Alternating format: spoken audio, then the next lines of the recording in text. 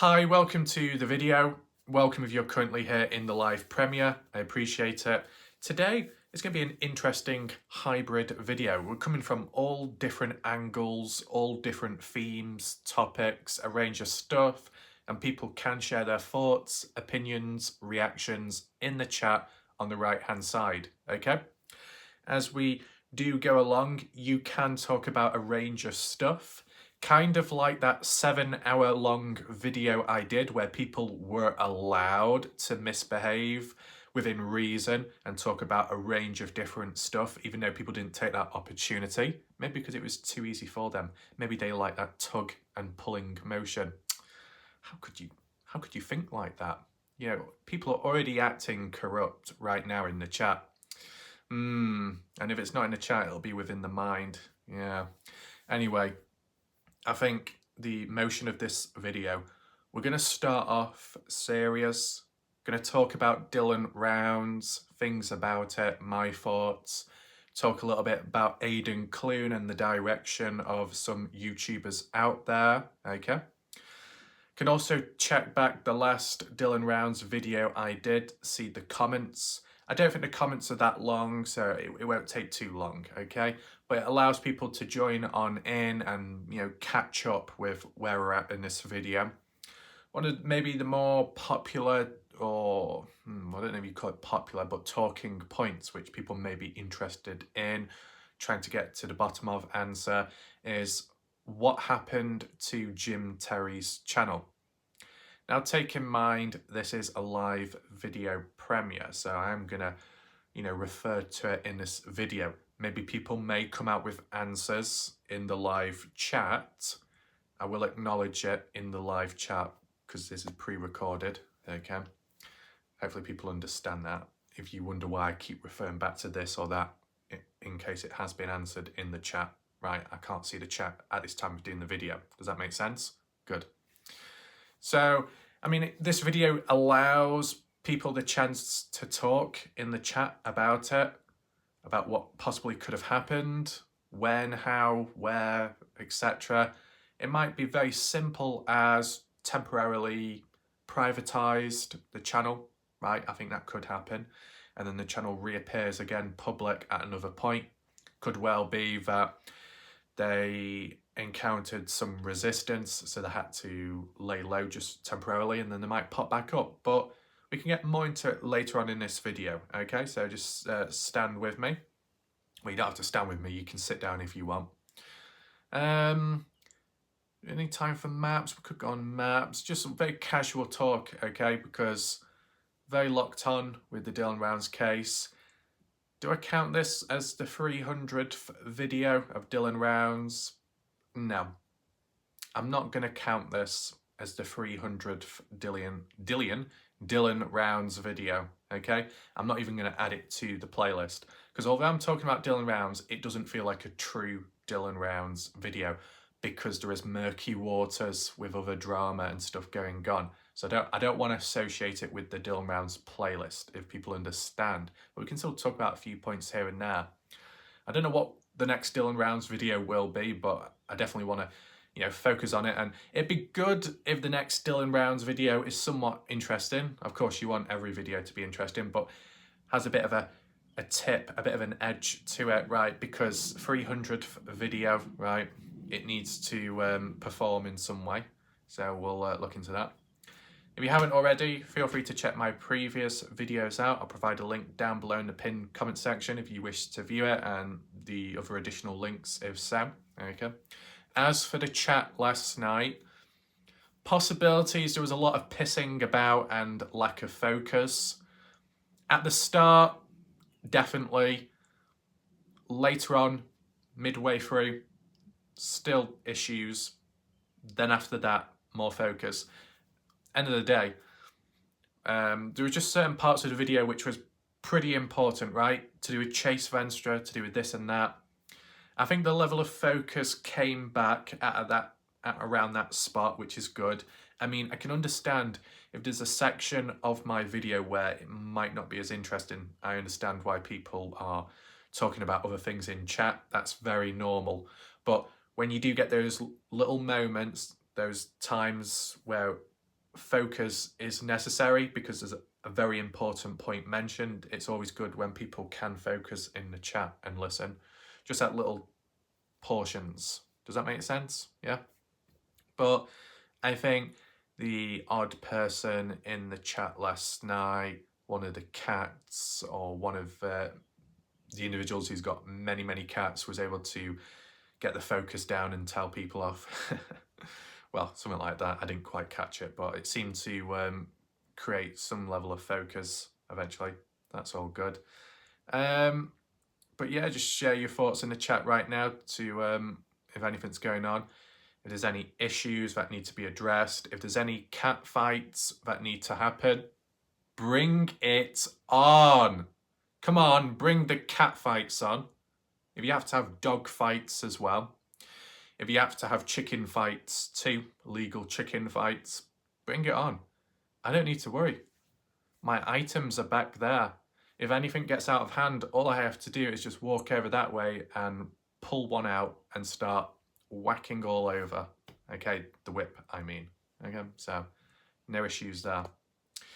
So, first of all, let's start with Dylan Rounds and my last video I did, the comments. Here we are with the video. Just as a reference point, in case anyone's wondering, why should I click on the previous video that Raf told me about? Well, basically, we did cover some interesting points, some updates to do with Dylan Rounds with Candice Cooley on Facebook, as well as some interesting comments, discussions. Prospector Gold, the one claiming to have found Dylan Rounds' remains, left a comment too on the past video, which I analysed in the last video, and as well the latest interesting information and twist in the Chase Venstra case, a standalone one in which Brenner's name was brought into it. If you want to learn more about that stuff, then obviously make sure to check my previous video out, okay?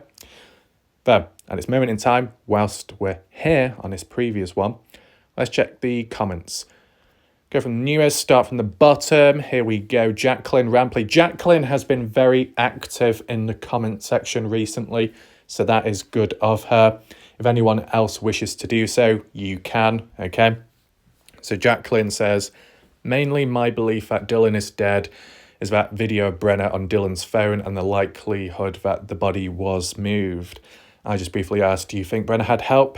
Jacqueline said, yes, he had help. He's not able nor mobile enough to do it at all himself.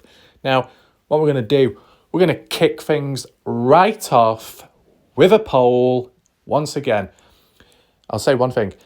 One of the nights where we got really full on with the polls, it got to the point where for quite some time I was typing it wrong. I wasn't doing P-O-L-L-S, I was doing P-O-L-E, and then people were confused saying, why are you pole dancing? And I got confused as well, and then I realised, the spelling. But I've not really made that mistake ever since. No, it's perfectly fine. So the poll numero uno can be, do you think that Brenner had help when it came to either the murder of Dylan or disposing of Dylan? Let me know. I don't know how I'll do the options if I can fit them all in. Maybe one option can be, yes, someone helped Brenner disposing Dylan.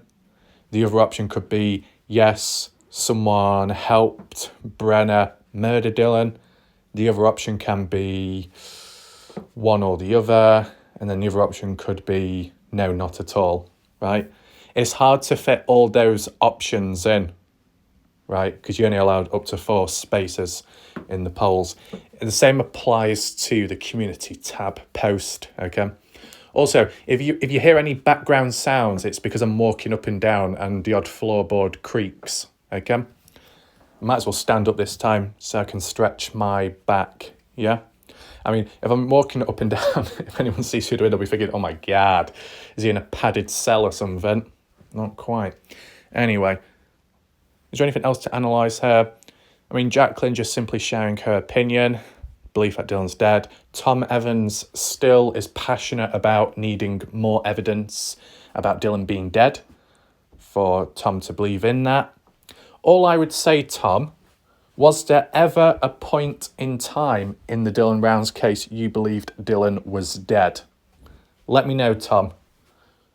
If so, At what point, what moment, what factor caused you to suddenly stop thinking Dylan is dead? Let me know that as well.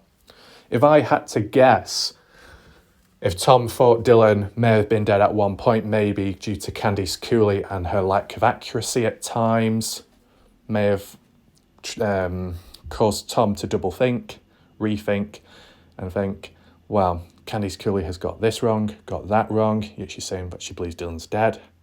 Is she really is she lying about that? Or is she being true?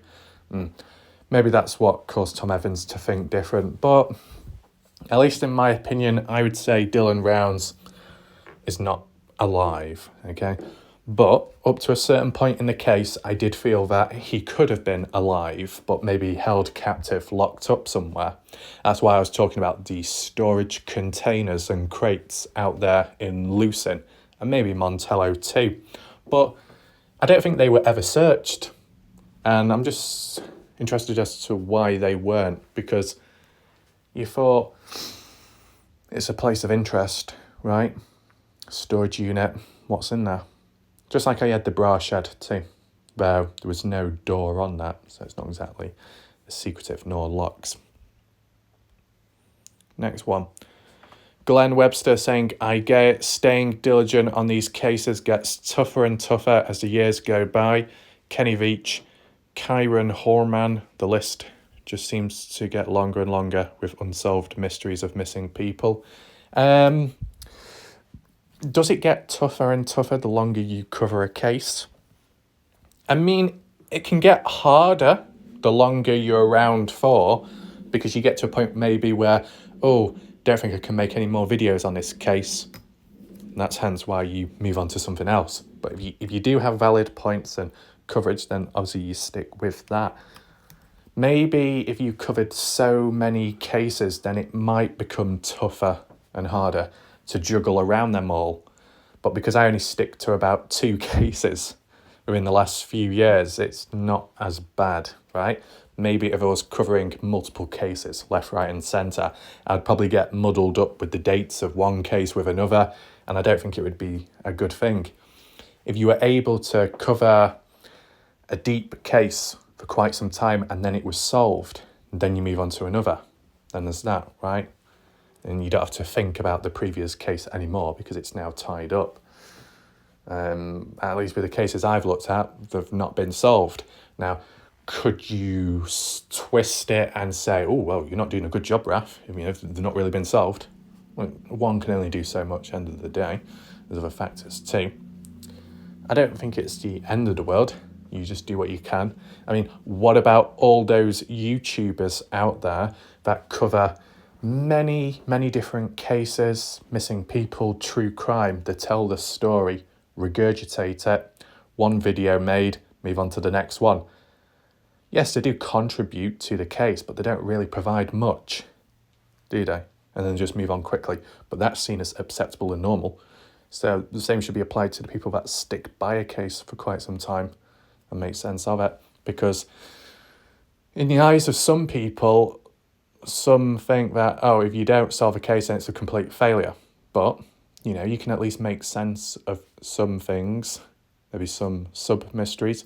You can clear up certain ideas, certain bits of information, possible misinformation, tie it up, loose ends, so that if you do come to a stop, if anyone down the line does come in to learn about the case, then maybe they can understand it a little bit clearer and it's easier for them to catch up because then they know what's true and what isn't, right? So there is that you can take in mind.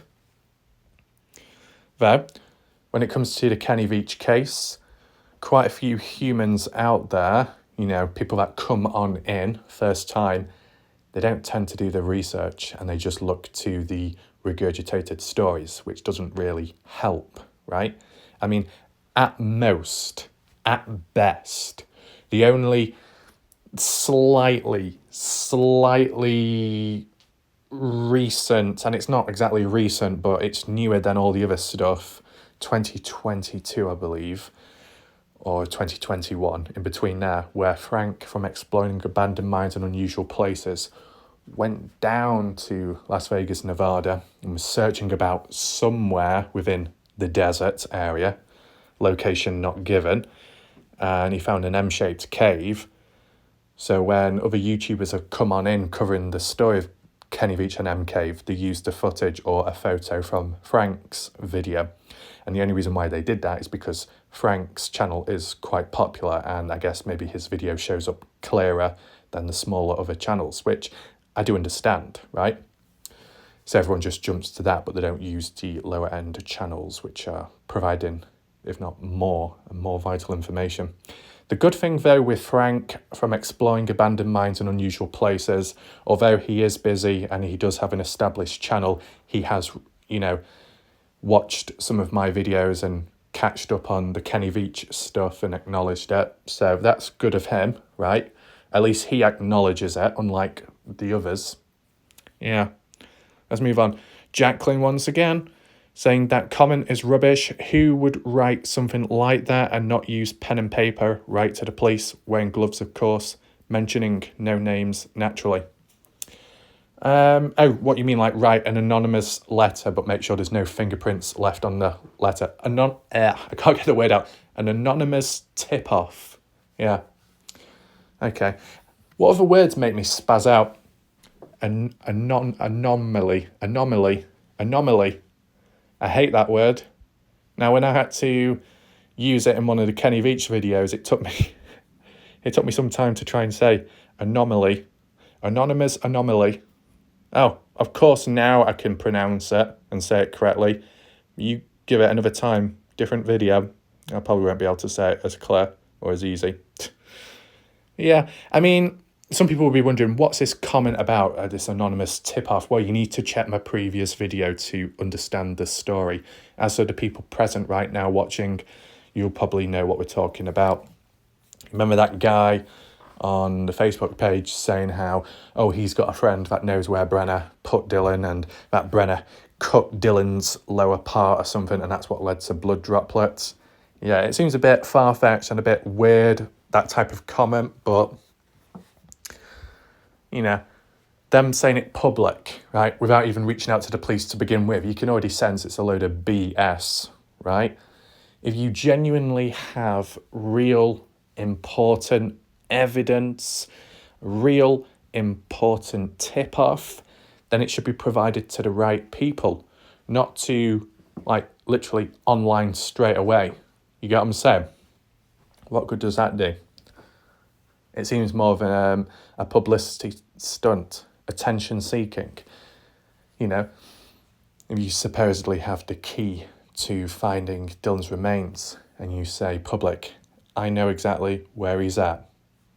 Well, if you do, then what are you doing waiting about?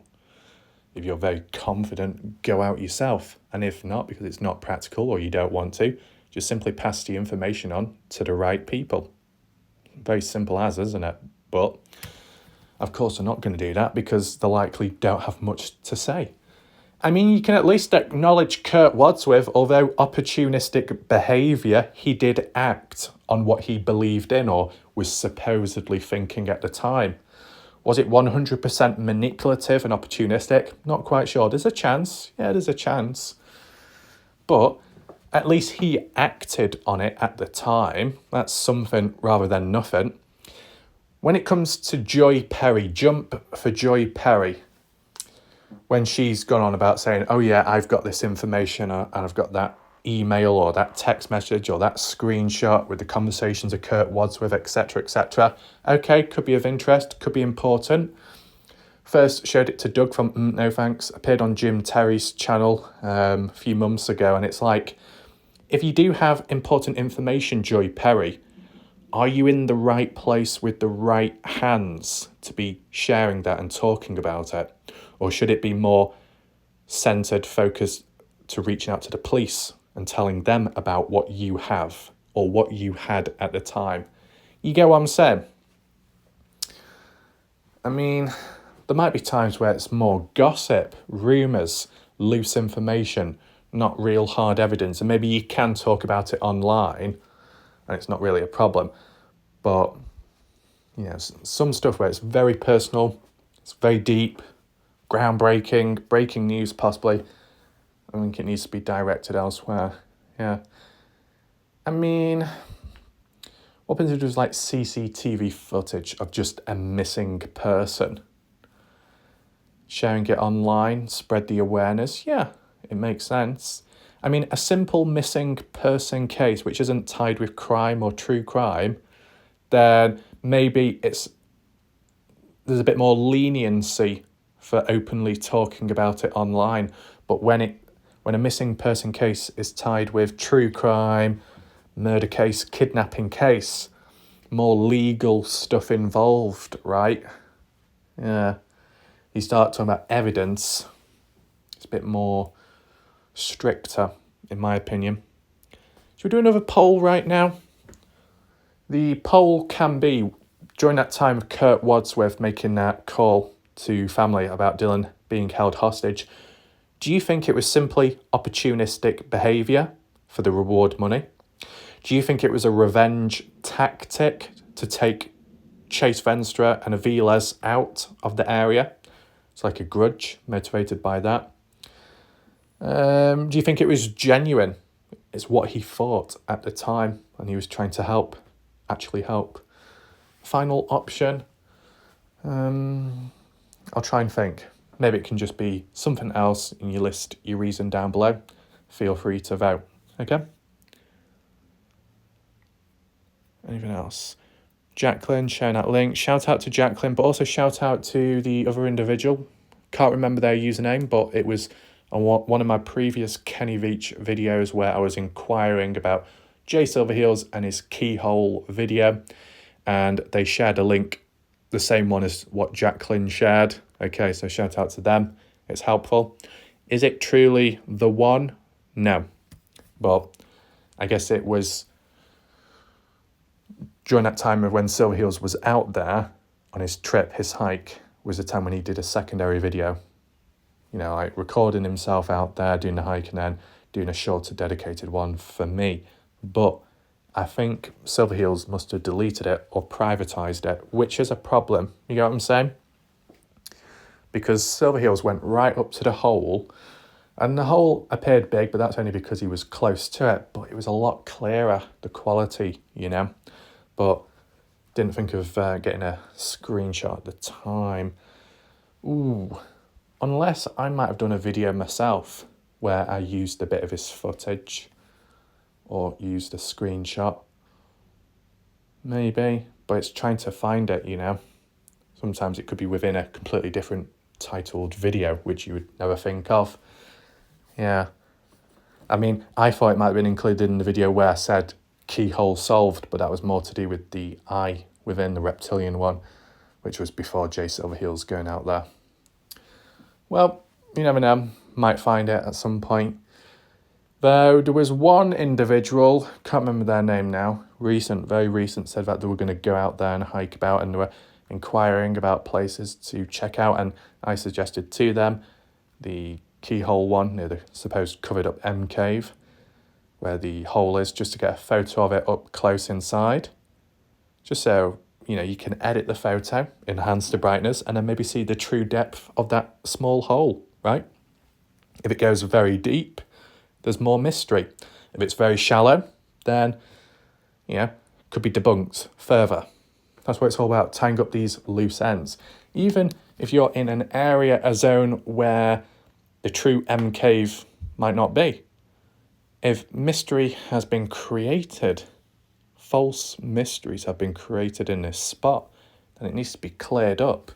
Just like if you've gone camping, you know, kind of tidy up once you've left the area, so that when people do come on in, if they ever do, then it doesn't leave a mess for them to then try and clear up themselves, right? If you keep a mystery open and yet it's not a true one, maybe you've created it yourself accidentally and you've not really took the steps to clear it up. When people come in down the line, they might spend some time looking into it and be misguided. It's not too good, is it? No. Though, there are times where if you do clear up a mystery, some people aren't always too happy with that. People sometimes complain because they don't like the idea of their dreams, their imagination being broken and debunked.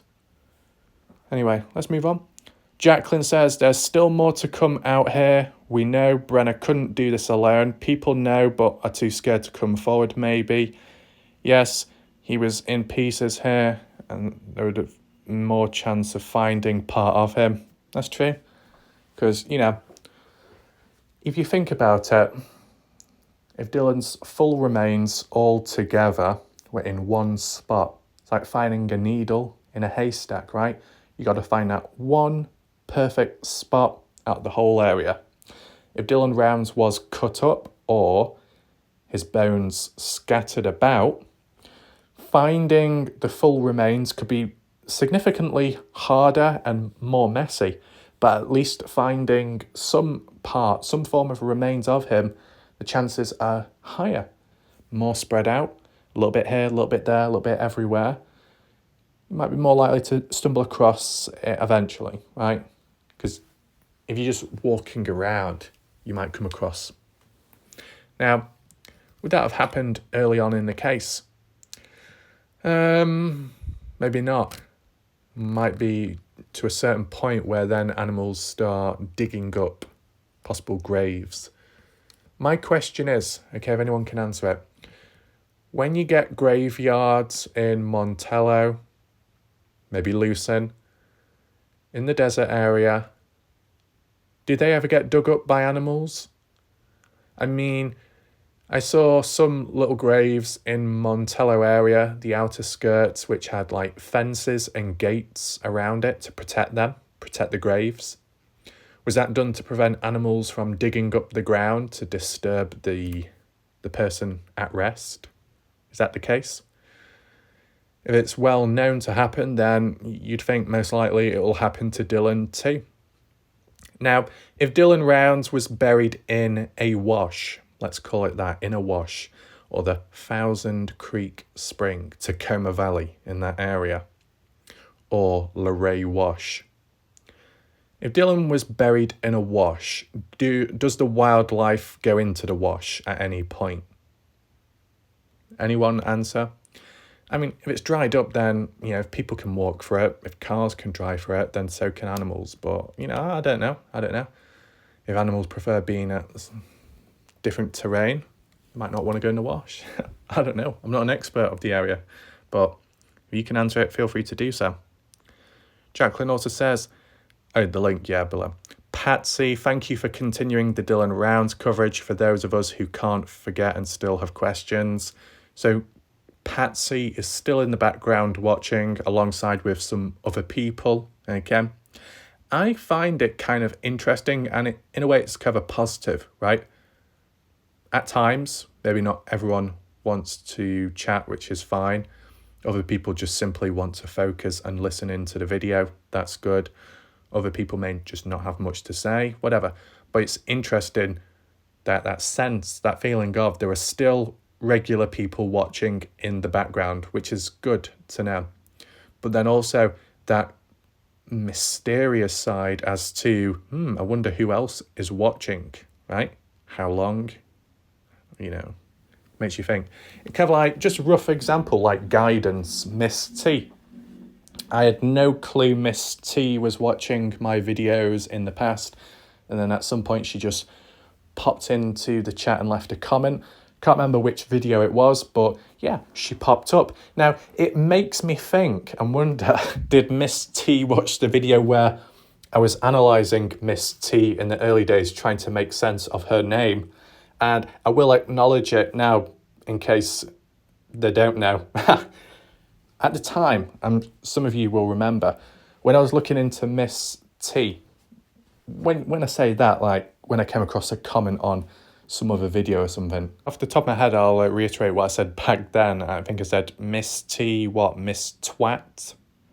I don't know what else came out with. I think the testosterone only came out recently and the T-bone. But, you know, once Miss T showed her presence, she's got a good sense of humour and she goes along with it. So, good individual there and hasn't caused me trouble on my channel. So I appreciate that by Miss T. As for Betty Hayward, you know, I think her headband Could be like a magical protects her from all the corruption, maybe. I don't know. Completely different story, that, to be honest. And speaking of stories, I'm sure story time can come at some point, right? But for now, we're just focusing here. What does Patsy also say? Candice Cooley only speaks when contradictions are to be made. I know that's not entirely true, but it has happened more than not. Yeah. Jacqueline, Candice Cooley makes things difficult in this case, chopping and changing her mind all the way through. I don't think it helps anything. I know the Shack lady has briefly highlighted in the past about how the stress can make people make mistakes. So if Candice Cooley is stressed, she might not, come out with full-on accuracy all the time she speaks.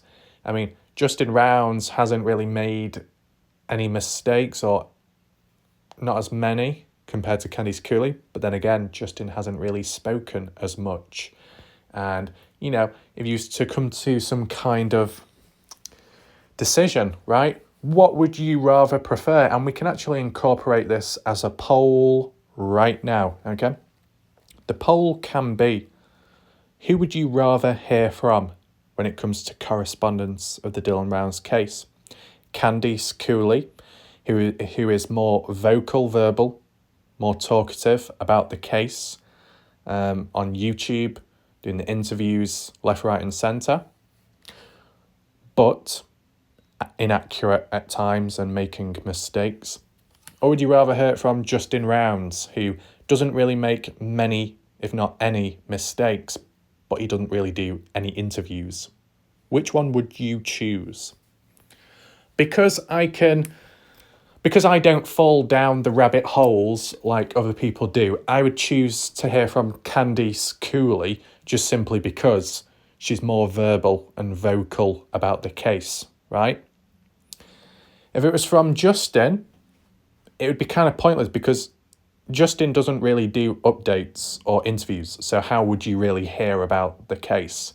You wouldn't really. Though, I can understand people in the background would rather vote and choose Justin because they may be in direct contact with him, right? And that's how they get the updates that way. But as for the general public, you want to hear about the case, you need the information. Well, it's, as Tom Evans said, it's mainly coming from what Candice Cooley says. And if that's all you have, then that's all you've got to listen to. Though if Justin did more interviews, then yeah, okay. You'd rather listen to him than Candice Cooley, right? I get that, but it's not that way. Anything else? Maybe Dylan walked into something, wrong place, wrong time. A question for all. How long had Dylan moved out from his mother's home to go to his father or grandparents to live? I read this somewhere way back in the early days, wasn't sure if it was to do with the new boyfriends Candice Cooley got and married on or to. I think I'm interested. I can't answer that because I don't really know, but I'm sure someone in the chat will be able to. I think as for when Candice Cooley and Justin divorced, it was around the age when Dylan was 4 or 5 years old. Now, I think that was in the Heavy D interview, or it might have been Nate Eaton's, one or the other. And the question was asked back, did it cause any trouble? Did it hurt Dylan in any way? And Candice Cooley quickly jumped in and said, nope. He was too young, he didn't cause any problems. But Justin seemed a bit more sensitive and said, yeah, it probably wasn't easy for him at the time. So does that show a little glimpse into emotion levels of it with certain individuals? Maybe. Just let me know your thoughts there.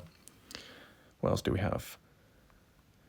I mean, Dylan walking into something, not walking into shit, but like walking on something happening at the time, somewhere, someplace, and getting in trouble for it. Now, it depends. How often do bad things happen in Lucin or Montello to the point where if you do walk past it, you'll be killed, silenced? How often does that happen under those circumstances? I mean, you put aside the character of the individual. There'll be times where I'm sure if you see something bad happen, but and you get confronted but you keep quiet, then that should be enough, right? If you show signs of resistance, trying to reach out to the police, then yeah, I guess that's what can lead to being taken out in that way, because the criminals don't want to get in trouble, so they're going to silence you.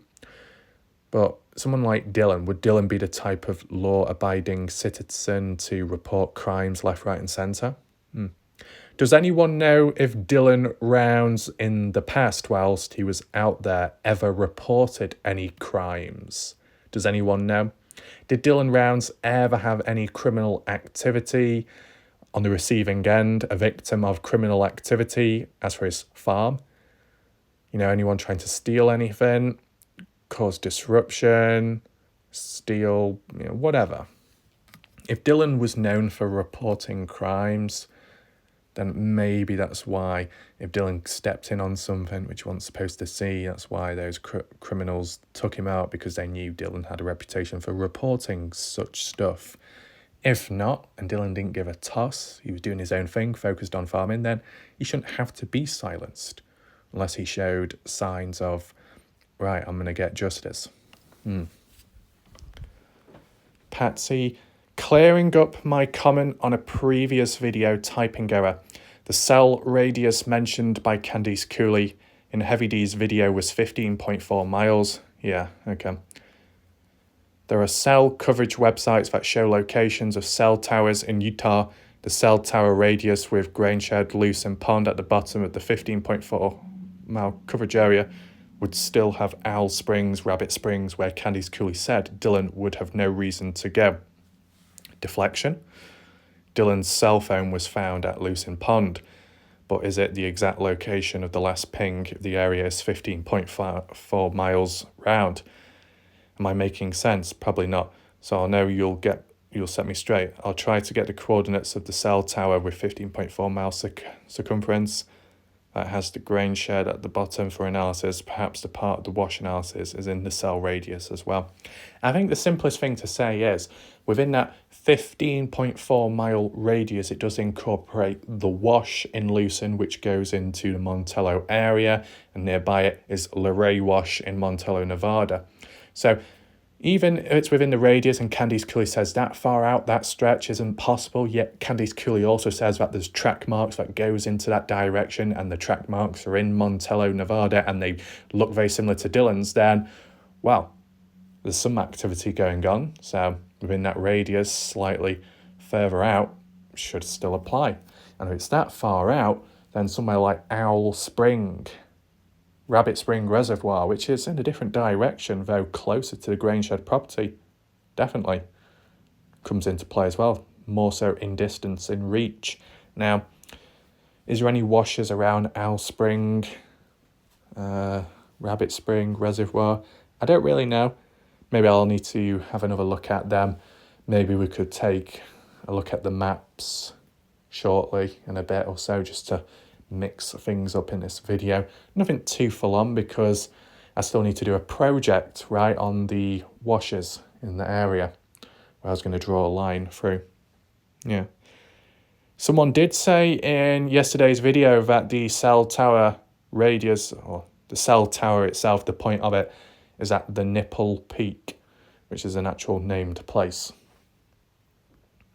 Cleo saying thank you, you're welcome, Cleo. Is that it for the comments? Okay, fair enough. Let's continue the talk. So what we can talk about now, just briefly referring to the Shack Lady. Obviously, we did look at the Shack Lady's comment last night, which was very long. So thank you, Shack Lady, for making my mouth dry. But don't worry, it's not as bad as what Indiana put me through when she decided to create a whole book story about what she had to say at the time. Don't get any more ideas, Indiana. Allow me to have a little rest. Especially Miss T took me for walkies, but more than that. So I think she entered me into a dog show, which is interesting. Miss T, did I win a trophy for best behaved dog? Let me know, okay? Because I've not seen the trophy. But yeah, the Shack Lady's comment, partially misunderstood. We'll just summarise, okay? Or summarise a part of it. I just briefly asked the Shack Lady what was exactly meant here or there, or was it directed at Weezer? And the Shack Lady said her comment was possibly misunderstood. The Shack Lady should have said, in my opinion, and not in the way of wording it like some kind of authoritative figure. So she acknowledged that. Okay, so that's good of her. Shack Lady did say that she hasn't got any issues with Weezer. Shack Lady said she does like Weezer, or just said Weezer is a nice person, and that was it there. Okay, just very brief, just wanted to add that in so there's a bit of context behind what the Shack Lady was getting at. Okay, that I think I mentioned it earlier on, the bit where previously Shack Lady said how stress can lead to people making mistakes. Yeah, that can happen. Has it applied to Candice Cooley? Probably, yeah, okay. I think the only thing is when Candice Cooley has made a slip up, a mistake, been inaccurate, it's not really ever been cleared up or said, oh, actually, I'm sorry, I got that wrong. Oh, I've exaggerated on this figure. She's never really gone back to clear up that stuff, so a little bit problematic.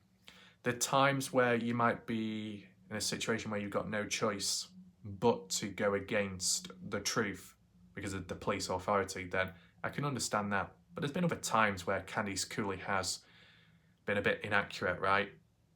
Put aside presence of police where things should have been cleared up, which weren't. So that's the only slight critique I have, okay? Is there anything else to acknowledge? Dylan Rounds as a whole, the case, am I satisfied still? Am I still satisfied with the way the case is going? Well, my coverage, yes. The actual searches for Dylan, because I don't truly know what's going on, what I'm about to say could be not so accurate. But I'm just basing my thoughts, my opinion on what I've heard or the lack of what I've heard, okay? So I'd say the search for Dylan Rounds this time round in summer, even if it's the early days, feels more underwhelming than last time. Now, yeah, okay, the case has gone on, it's dragged on, so maybe less searches take place. Maybe the most searches take place at the time when Dylan's gone missing and actively has been reported missing, like a fresh case. And as time goes on, it kind of slips away, so if less people become interested in looking up the case online on YouTube, then maybe the same happens with searches. And if life gets busy for certain family members, then maybe they can't do as much at times, maybe. But with the way Candice Cooley worded it in a past interview, I don't know which one now, maybe the last No Thanks one, where she was saying how we're getting all this personnel in, we've got these new volunteers, we've got these ex-military experts and elite people, ooh, kind of like really bigging it up, like the resources are better than ever. Okay, has it taken place? Not quite. When someone did ask about a recent search on Facebook, Candice Cooley said, nope.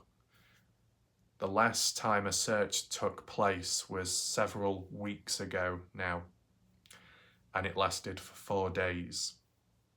And I believe no more have taken place since, at least from what I know of, okay? I know Shack Lady at times say, there's things going on in the background, there's stuff going on. So there's actual searches taking place, yeah? No? You get what I'm saying? I just feel it's a bit underwhelming. Let's do a poll right now. In comparison to how it was last summer, although summertime was around when Dylan went missing, so maybe that's probably an obvious factor to the levels of activity back then. It might be unfair to compare right now, but we'll just do a poll anyway, right? Do you feel, despite what Candice Cooley has said with all the new resources and equipment, has it been more underwhelming this time with the searches for Dylan Rounds? Yes, a little, no, not at all. Let me know your votes. I think it has been disappointing and underwhelming. I'm not saying that the have to be out there 24/7. I'm in no position to talk like that, but I just feel like with how it's been hyped up in a way, it's underperformed, I guess. Now, speaking of other searches, looks as if Ty Corbin, Lance Kelly have gone in the same direction, although not associating themselves. Is it a coincidence or not? Anyone know? Leave your thoughts down below. Who was the first one to go onto Aidan Clune? Just in general. If we're talking about the Dylan Rounds community, who was the first one to start covering Aidan Clune? Was it Salty Pancakes? Could be. Was it me? No. But I did a couple of videos. Okay. I actually remember when I was doing like comparisons at first with Dylan Rounds and Kenny Veach, some people in the background from the Kenny Veach community were getting their pants or other kinds of utensils in a twist, right? They're like, oh my God, there's no link whatsoever. Oh my God, two completely different cases. Oh my God. It's like, shut up, you pancake, you melon. Like, just hold on for a second, right? You can get cases. One could be true crime, the other one isn't, okay?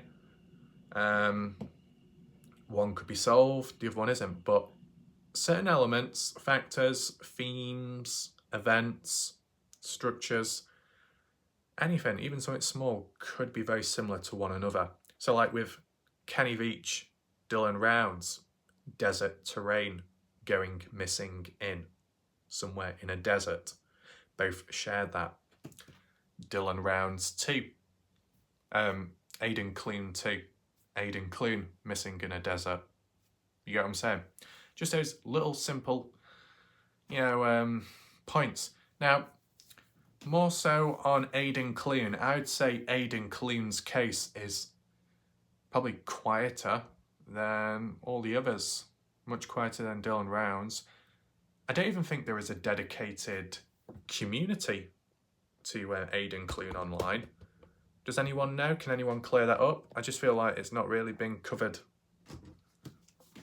I think I saw one community, but I think the last post was sometime in 2022.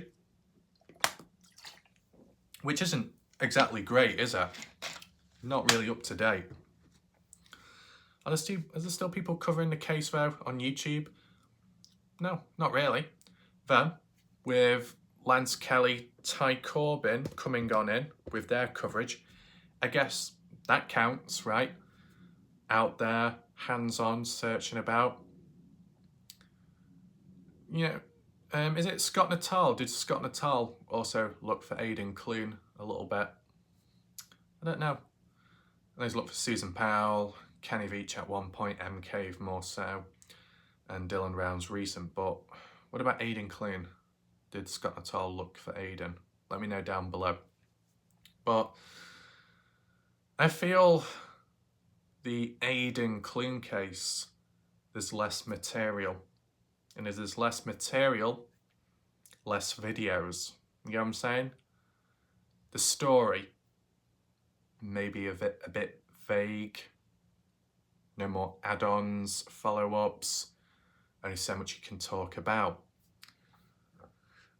So what I would say, really, the way to continue coverage on the Aidan Clune case would be either boots on ground out there searching, like what Ty Corbin's doing, like what Lance Kelly is doing. But if you can't do that, or you've got a different style which works for you, it would be coming up with theories, ideas, mapping it out, possible directions Aidan could have gone in, and what's the nearest thing to him at a certain point.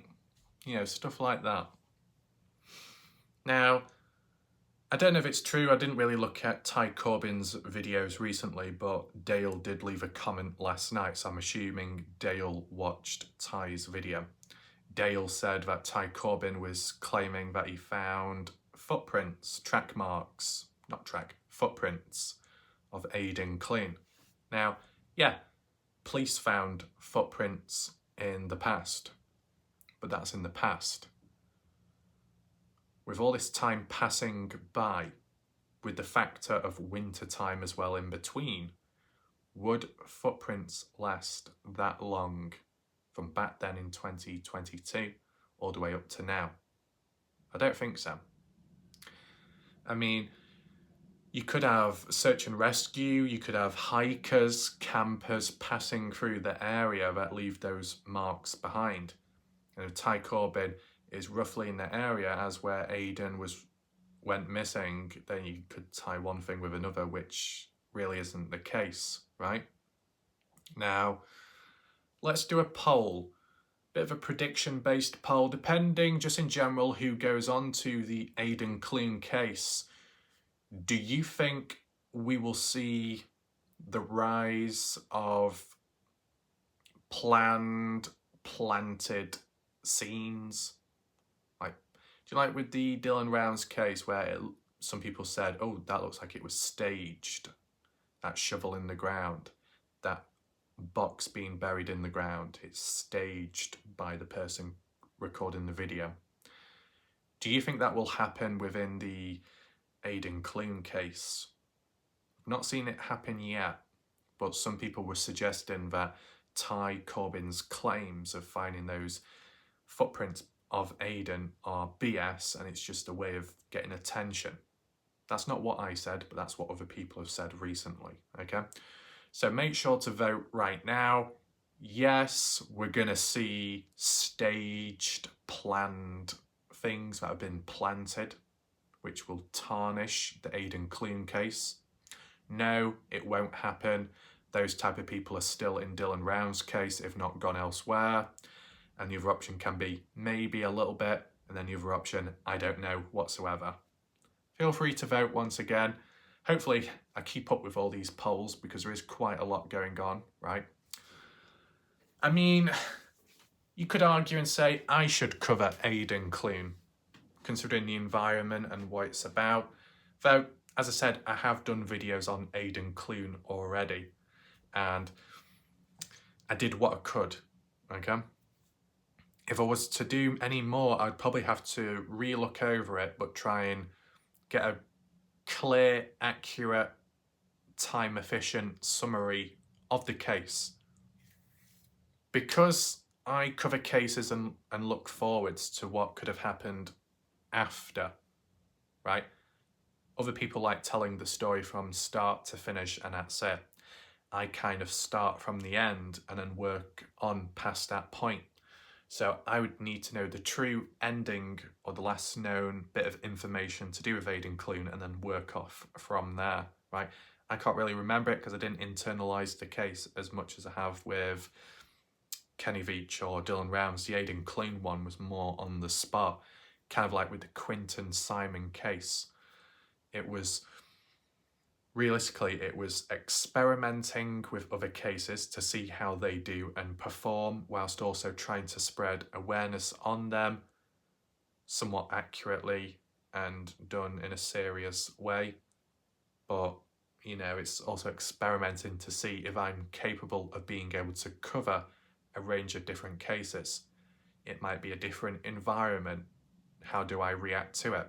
It could be a different age range of individual. How do I appropriately talk about the video? Is it a roadblock, an obstacle for me, or how YouTube may respond to stuff? Maybe if I covered another different true crime case which had a stronger theme, a more sensitive topic which maybe YouTube doesn't approve of, how does that impact me? Or how does that affect the awareness when trying to produce these videos? You know, all these little bits and bobs and working through it. And to be honest, the Quinton Simon case, considering the age of the person, the circumstance, you thought YouTube might have been a bit strict on it, but no, it was fine. It was doable. And yeah, okay, fine. So that's good. The Idaho 4 case, yeah. At first, I was wondering, what is Idaho 4? I mean, I was literally titling it as what actually happened, but the Idaho 4. Did I call it that because it happened in Idaho and 4 people were killed? When you get these like key lines, key words, you obviously use them in your titles so people are familiar with them and can relate to. So that's why majority of YouTube channels out there that cover the Idaho 4 case use that line in their title. Now, when I called it, or when I used the word murder in the title, YouTube didn't like that. Nope. So I had to take it out and replace it for something else. So you can kind of see how YouTube can be at times, right? And you could say, so what if YouTube act like this or act strict? Well, it does matter, because if the whole purpose is to spread awareness on the case and it's restricted in some way, then it seems like a waste of time. So you've got to try and find other ways around it to be able to get the video out, but also make it appealing so people know what the video is, so then they can hear about it, right? Idaho 4, would I go back to it? I don't know. I feel like jumping in the deep end. You know, they've got to a point, you know, if I came in and started theorizing or something, then it does actually feel like going backwards, and then that would lead to resistance and me being called out, so I don't think that's a good idea. But like an ongoing case or a fresh one, then yeah, it could be more welcome. The funny thing is, I've never really covered a fresh, active case. Would that work well for me? I mean, it could be easier, though it's not a bad thing if I've made it difficult for myself. So then if I do cover easier stuff or easier to follow, then it's more efficient and it's actually better. I don't know. But I just stick with what I can do. You know, you need performance, you need accuracy, you need something like that. If it's very loose and reckless, what good will that do? Not much. There'll be other channels out there that can juggle multiple cases. Good for them. I'm a bit more locked on with singular cases, right? Yeah, in the background, levels of corruption, levels of people trying to cause distractions. Not in a bad way. Not in a bad way, just light-hearted.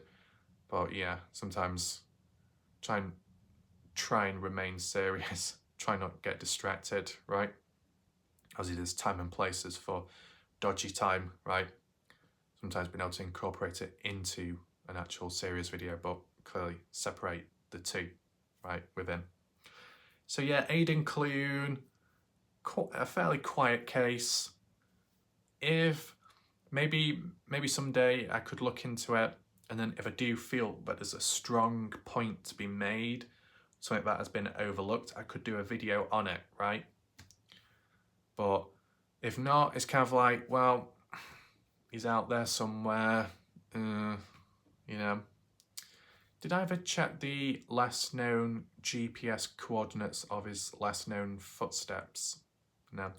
What I'll say is, just for time efficiency, it'll be appreciated. If anyone can provide coordinates down below of Aidan Clune's final recorded footsteps, feel free to list it down below in the comment section. And then what I'll do, I'll check the coordinates out and maybe map it out if necessary, okay? Because I've really briefly looked at the maps with Aidan Clune. I've not really pinpointed places of interest, like how I introduced into the Dylan Rounds case with both Lucin and Montello, right? Maybe we can do something like that for Aidan Clune, okay? But yeah, if you do have coordinates, feel free to list them down below. That would be appreciated. Now, with Ty Corbin, Lance Kelly being out there searching about, I guess you can say that's a good thing. Question, why have they moved away from Dylan Rounds? Is it because they feel satisfied with the Dylan Rounds case, how it's going? Do they feel that they need to get away from it for their own safety? Is it to simply escape from the drama surrounding the case and just the community in general? Because look, this is the thing. The key point to make note of is when you do get these different channels out there, like, who would be an example? Bella V, Betty Hayward, maybe Inky, Danielle Luminati, however you say her name. Who else? There'll be many others as well who may have been created from the Dylan Rounds case or made their presence known around the Dylan Rounds case, but not so much solving the case, but just being around people who were kind of in it. So like in the early days, Jim Terry, and then Jim Terry having his own channel and having his own audience and right-hand man, left-hand man, second lieutenant, that structure, okay? I mean, I've not really heard Betty Hayward talk about Dylan Rounds, or I've not really heard Miss T, but Miss T said she does watch along and takes notes here and there, so yeah, she'll have her own ideas. Not really heard Inky talk about it. As for Watch Your Crazy, she has shared her thoughts. Now, I keep thinking, Watch Your Crazy said she watched the Kenny Veach videos on my channel, and maybe Watcher of Crazy has already explained this, but I must have forgotten. It's probably because Watcher of Crazy has been distracting me as I've been trying to avoid being bit, right? But at what point, Watcher of Crazy, did you come across my Kenny Veach videos? Was it when I was actively covering the Kenny Veach case? Or was it when I came into the Dylan Rounds community and then did the odd Kenny Veach video, and then you looked back at the past ones? If you can explain, feel free to list it down below, okay? So that's good. So yeah, Dylan Rounds, there'll be still some videos here and there to do, okay? I mean, being realistic, I'm just trying to think now, at what point? Was it around Halloween? I mean, it might have been a moment. No, more so Christmas. So in 2022, coming towards the end of the year, just before that, Christmas time, at around that point, I was like, kind of reaching that part where there's not really many more videos to do. You go from December 2022 up to, is it May 2023, still doing videos. It's that thing of, in the past, there'll be moments where you'll stand still and think, oh shit, what to cover next, or what more can be done on this current case? I don't think there's much, I don't think it's possible. And then fast forward as to where you are now, and then you look back and think, oh, so I've already been through that experience. So the next time, let's say I'm covering another case and it's like, oh, what do I do? Or what do I cover? Well, if I've already been in this situation and I've been able to do another 20 to 50 more videos, then not the end of the world, right? You can always use that to take in mind, right? Is there anything else to mention alongside these cases? Not at this moment in time. What I am going to do though now is walk over there to get one of the whips, because I sense there could be a little bit of disruption in the chat, okay? Maybe it's Tasha with her endless amount of emojis compensating for her simple, straight facial expressions in her profile picture. Or it could be Matt Lingo creating a new list of idiots. I don't know. Maybe Miss T, Watch Your Crazy, trying to penetrate me. Yeah, penetrate through the lines of the War Light Raf live video premiere format structure. Yeah. 1 second, okay? Which one, right? Which one? Well, that's a very silly question. You get the whole fucking lot. Isn't that right? Yeah, when you hold it like that. Oh my God. Dual weld, the chains of hell. I strike you. Dual whip. We've got 2 for the price of 1. You're not going to be getting those offers in Goodwills, whoever you are, Miss T. Yeah. This actually works really well. 2 at the same time. I'm going to just scrape the ceiling. This is the thing. Just remember, you'll get these channels out there, okay? You had Snooks. Is it Snook or Snook? Snooky, S-N-O-O-K, Snook, saying, I don't have to worry about this. I don't have to worry about having boys. I don't have to worry about having a boss. Oh, because you, I can't get the fucking words out. Hold on. To be honest, what I'll do next time, I'll malfunction, okay? Snooks, you said, You don't have a boss. What? Because you are your own boss. Well, okay, good for you, good for you. The question I have though, and it can apply to anyone when they say, oh, well, I don't have to worry about this. I don't have to worry about that. One thing you do have to worry about is, do you have a whip? Yes or no? If you have a whip, good for you. If you don't, you'll be introduced to it in a different format. Okay? Now, is it going to get to that point where we become very corrupt and we start introducing the premium whips? I don't know. But that aside, more importantly, dual weld whips. Okay? 2 lots at the same time. Give it a try, yeah? What, anyone need it? Anyone want it? Anyone running away from it? Doesn't matter. 2 lots of whips. One with the buckle, one without. Yeah. Look at that. Oh. And because it's 2 separate ones, you're getting a delayed reaction. You'll get one whip first, followed by the other. Oh. Oh. Nice. Ah. Got to be very careful though, because I don't want to knock the phone over. No, that would be very bad. There you go. You got 2 lots. 2 lots. You wouldn't even know. Yeah. Yeah. You see, I'm doing a bit of a basic ass bitch type whip here. So generic.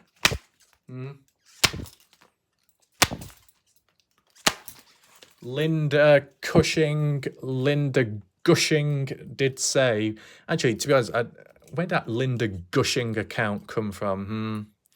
Linda Matrix, yeah? Is that your other account you've got hidden somewhere? Anyway, Linda said that she's got a normal type of playlist. Nothing too dodgy going on. Yeah, Linda. That's what they all say. But no, looks like Linda doesn't need analyzing anytime soon. But for others, watcher of crazy, yeah, I'm sure I'll find something there. Now, when I said that at the time, when I was inquiring about watcher of crazy's playlist, okay, Guidance seemed to be very, very intrigued by it. Guidance, Miss T, I hope you've got a capital T and not a lowercase. Come on. But yeah, she said that, well, like Ref, talking about that, that's kind of naughty. And it's like, is it so? Is it so, Miss T? Then Miss T says, I'd like to know what's in your playlist. And, for Miss T's sake, it's private. Oh, it's not public. Oh, what a shame. Is Miss T going to try and find other ways and methods to get a hold of it? Come on, big boy. Come on, Miss T. You can do it.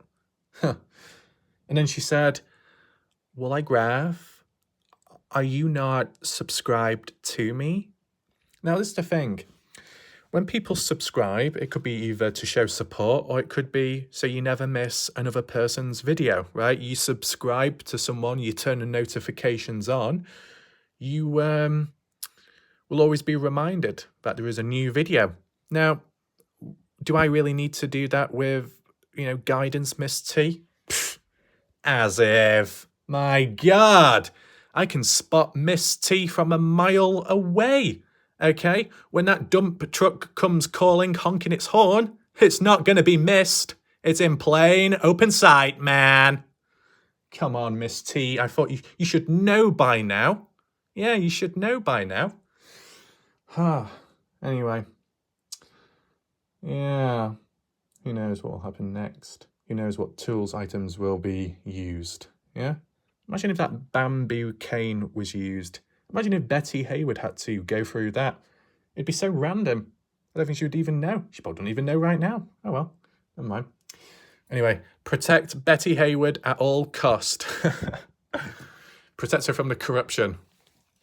Yeah. What's that, Matt Lingo? Oh, what's that? Triple or nothing. We got triple whips now, coming off from all different angles and ends. Yeah, there you go. How many have we got here? Jesus. So we've got 3 lots. Yeah. 3 at once. 3 cats, 1 whip. 1 whip, 3 cats. Ah, yeah, 2 lots of buckles as well. 1, 2, buckle my shoe. Don't even bother. No shoes needed. They're just being whipped out of left, right, and center, man. Yeah. My God.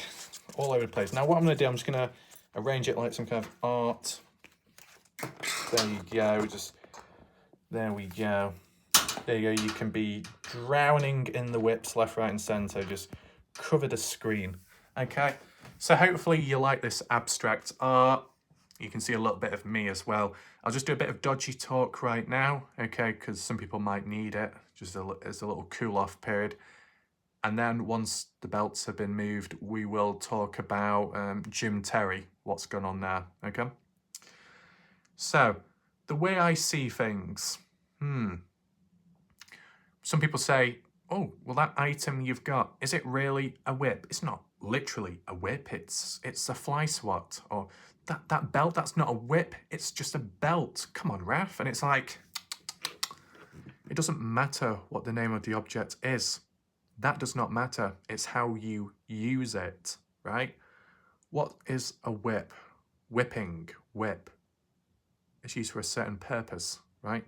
We don't need to like go into like pure definitions and all that, but you know, you whip someone, it slaps, hits something, the surface, the skin, right? If any object can do that, you can get whipped. What about pistol whipping? You got pistol whipped. That's another one in a way, right? Maria kept talking about pistol whipping and kicking people's rear ends. Well done, Maria. You know, armed and dangerous. Yeah, interesting. Very interesting. Maria, how's the crowbar? You managed to find it yet? Yeah. But yeah, any object can be used, well, a fair few objects can be used to whip, right? If it's kind of light, it's kind of flexible. If it's floppy, smallish surface area, it can be used, but I've clearly demonstrated a big surface area can be used as well, like that Kitty Cat Flapper 2000, right?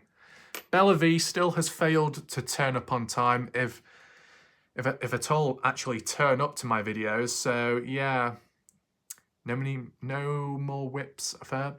Bella V said, oh, I miss you, all like that, and it's like, fuck me, I didn't even leave. Why don't you come here instead of me coming to you? Jesus Christ. I'm going to say. Anyway, I think that little clock, a little countdown to lockdown has ended. Let's take those whips away. Oh my God. To be honest, the weight of the whips have actually pulled the device at a weird angle. Oh my God, we're literally looking up to the Tyler now. Look up to Tyler! Yeah, Tyler! Hands up, hands free. Yeah. Anyway, talk about the Jim Terry news. I don't know when I'm going to get into that gameplay stuff, to be honest. What I'm going to be talking about at that point, I don't know. It could even just be a little outro. It could be more of an experiment, right? I can explain more behind it later. Don't know how long this video is, to be honest. But yeah, Jim Terry. What's happened to Jim Terry's channel? I don't know. Now, a little brief backstory. I did go on, well, I had a brief look at Salty Pancake's Facebook. I thought maybe he might have been celebrating or acknowledging it, or may have been responsible, but no word there. So, okay. Looked on a few other channels, Right Hand Men, Second Hand Lieutenants, nothing mentioned there. And then Matt Bingo, Matt Lingo, Matt Dingo, whoever he's called. I think, I don't know how or why I went onto his channel. Yeah. There you go, Matt Lingo, you're very lucky. I checked your channel out, but I don't know why. But I went into the community page or something. It might have been just looking at updates or so. And then it was mentioned saying, rest in peace, Jim Terry. Now, this is the thing. When it comes to short videos, it's actually difficult to find the date of when the shorts were uploaded because of the format and the structure of it. When you click on it, like the menu page is different to a normal video, right? Comments are on the side with the likes. It's that short reel. I hate that, the structure of it, but it is what it is.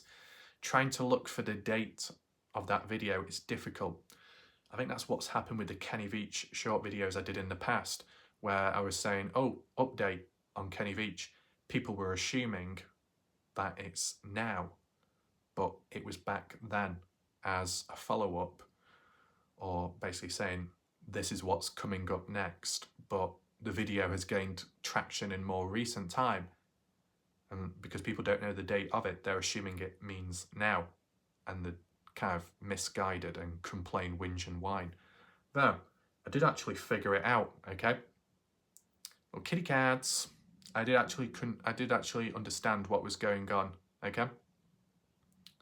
On Matt Lingo's video, I think there was like a drop down box or like a little dot you could click on, maybe about section, and then it actually gave the date of when it was uploaded, and the date was today. And I was like, oh shit, okay.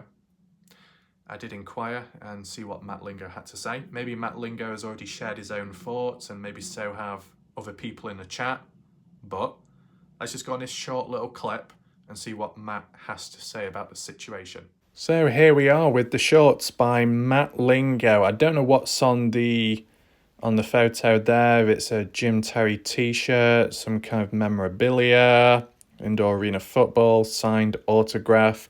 So it appears that Matt Lingo is a ecstatic super fan, diehard fan of Jim Terry from the looks of it.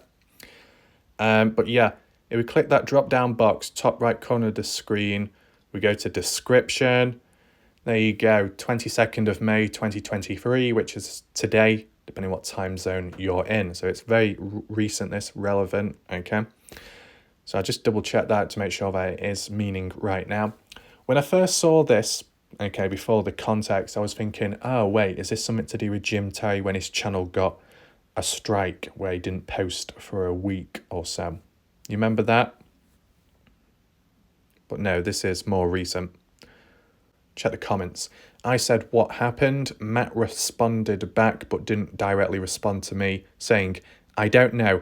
It went out right in the middle of a live stream. I'm guessing one of the punks got them. Sad as fuck. So from the looks of what Matt said, and he was watching it at the time, that Jim Terry was doing a live stream some point last night. Don't know what it was about. Don't know what they were saying. And it just cut out the live stream just like that.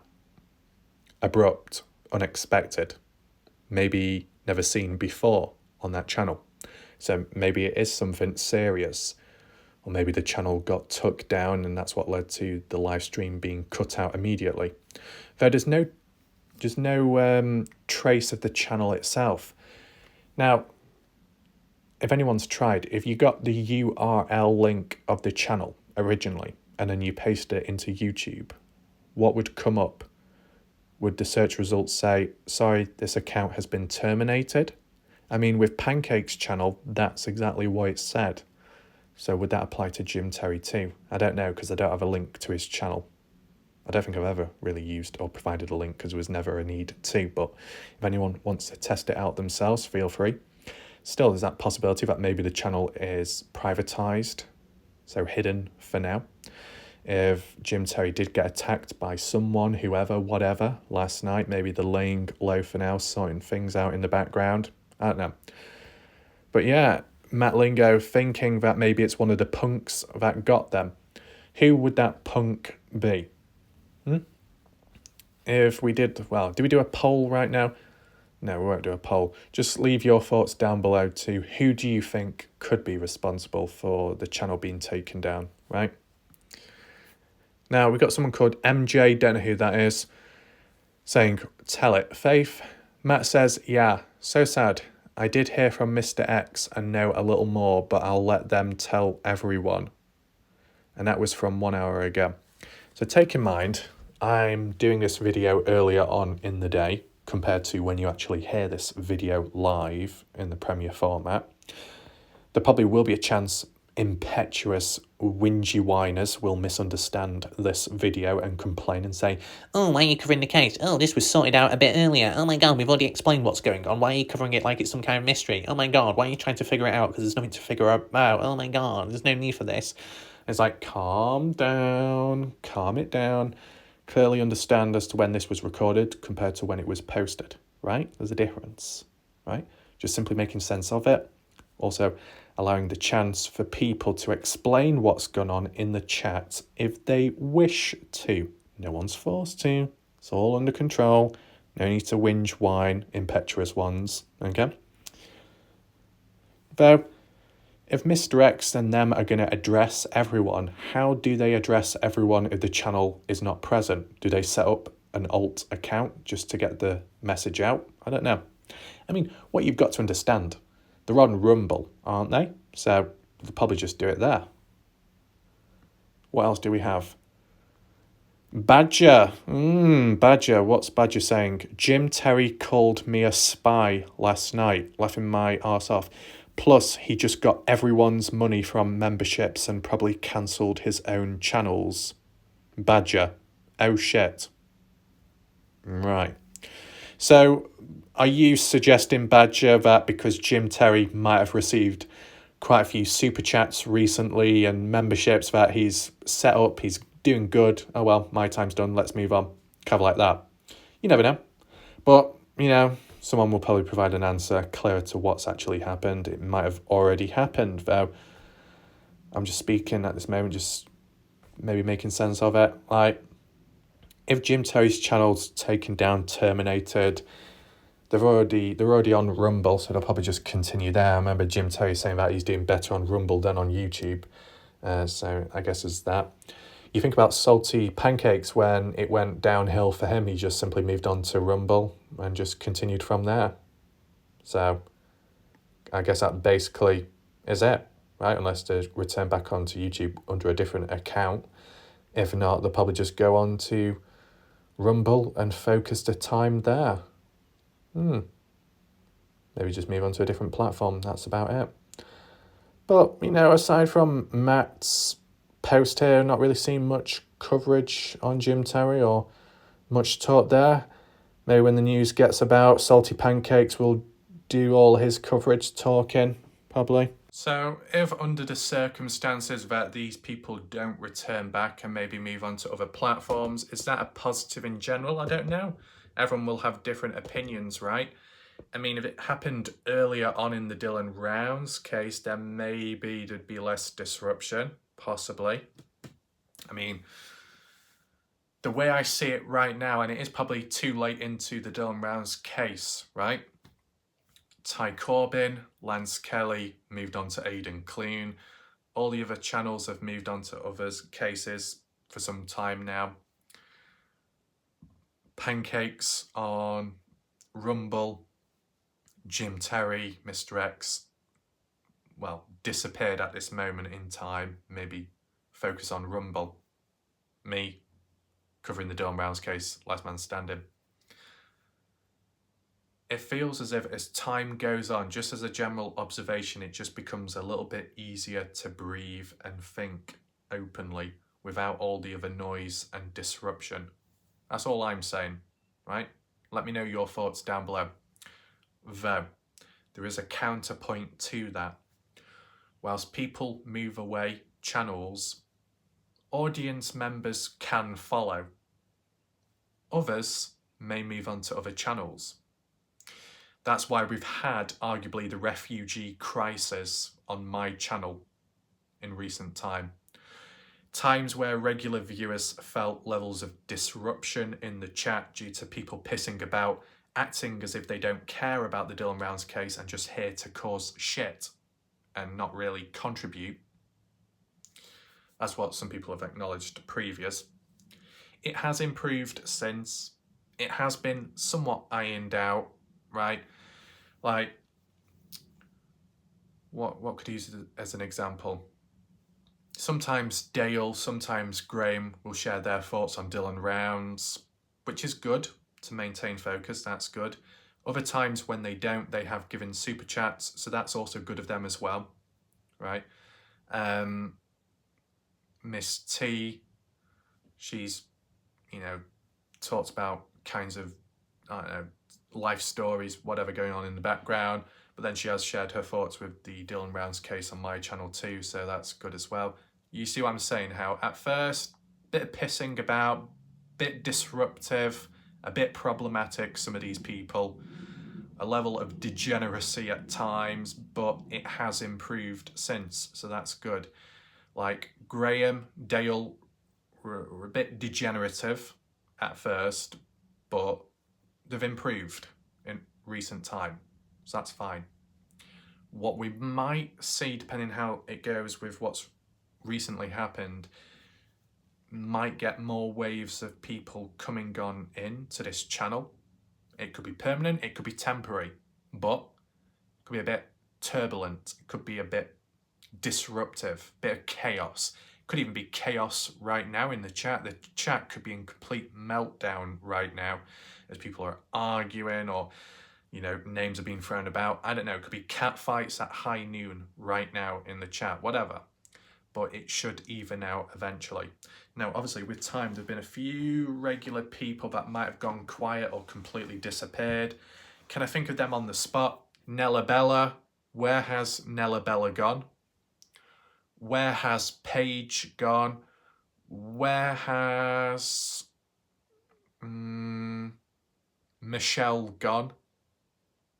Not the Jim Terry Michelle, but a different Michelle with a pink profile picture that at one point was using my face as their profile picture, the Brookie one, and then transitioned to a heart symbol for Valentine's Day.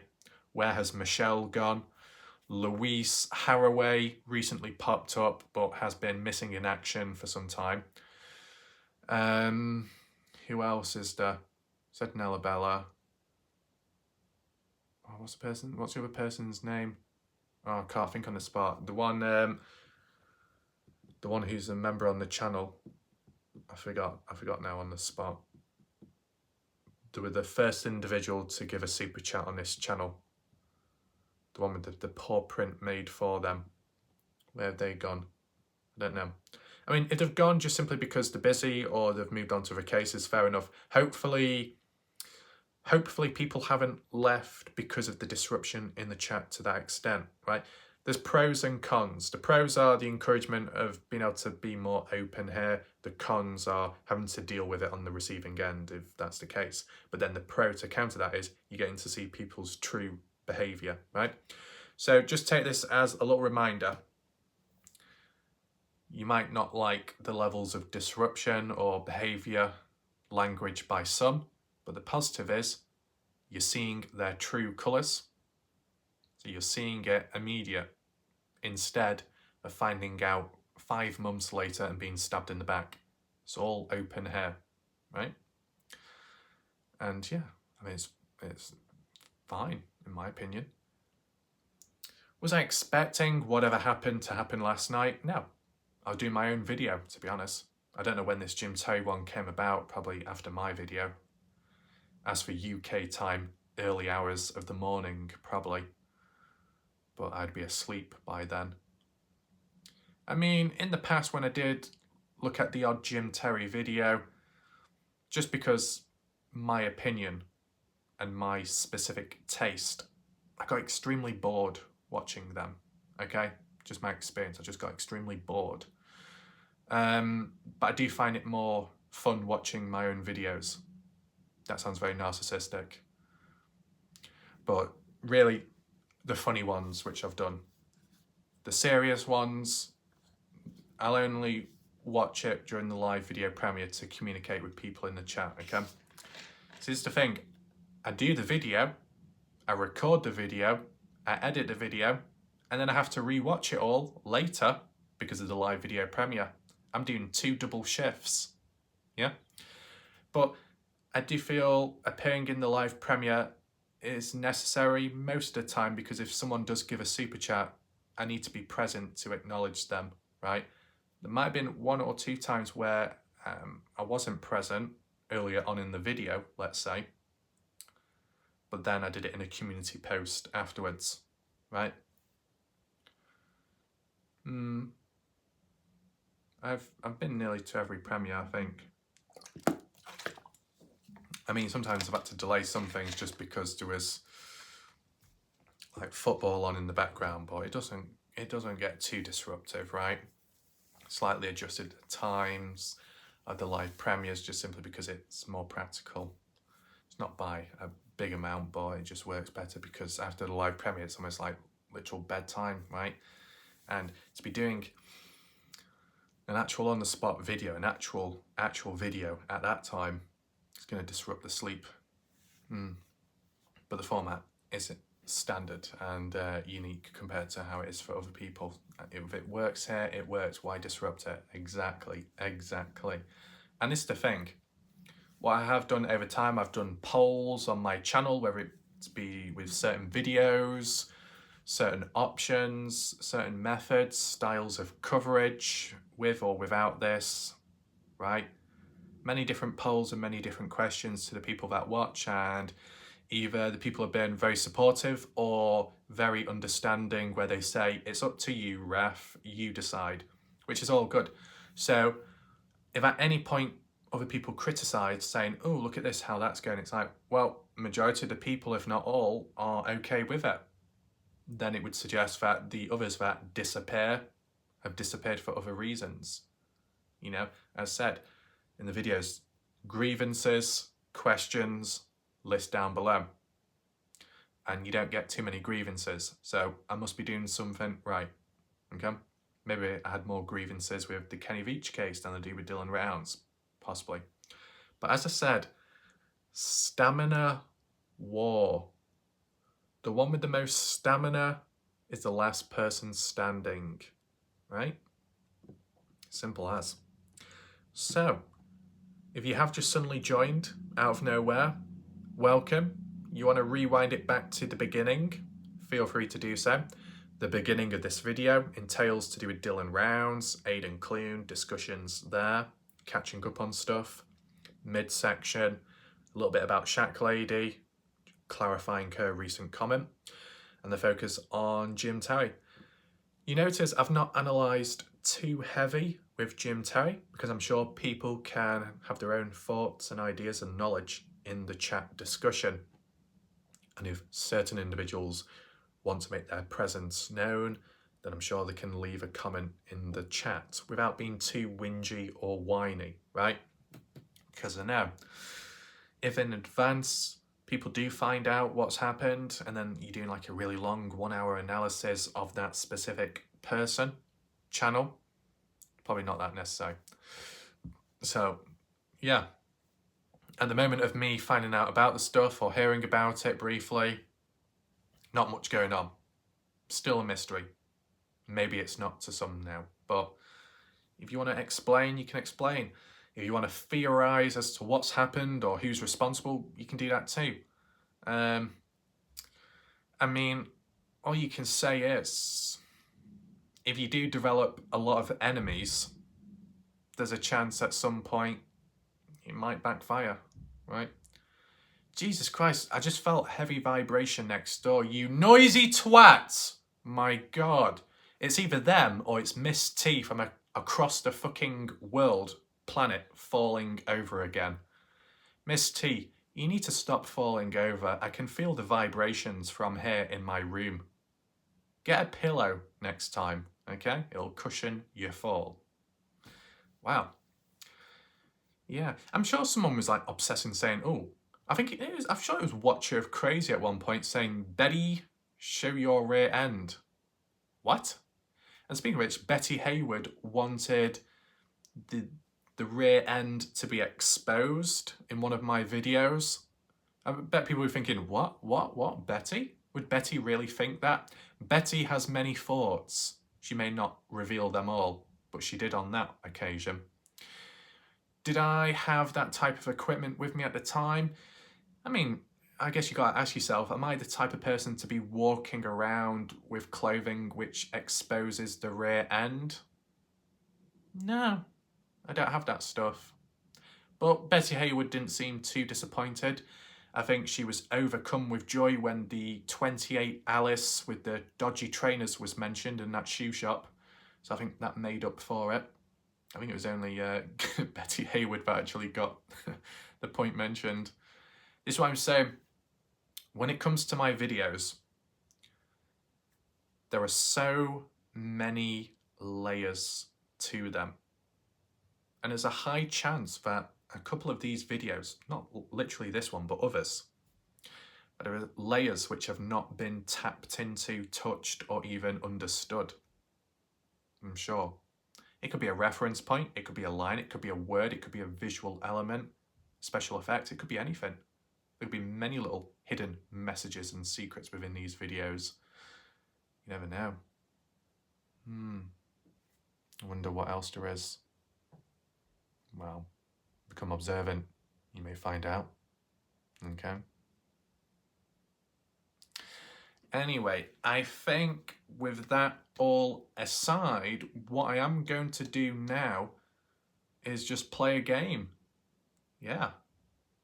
People probably think, what the hell is that game? What is that degenerative game? I don't know.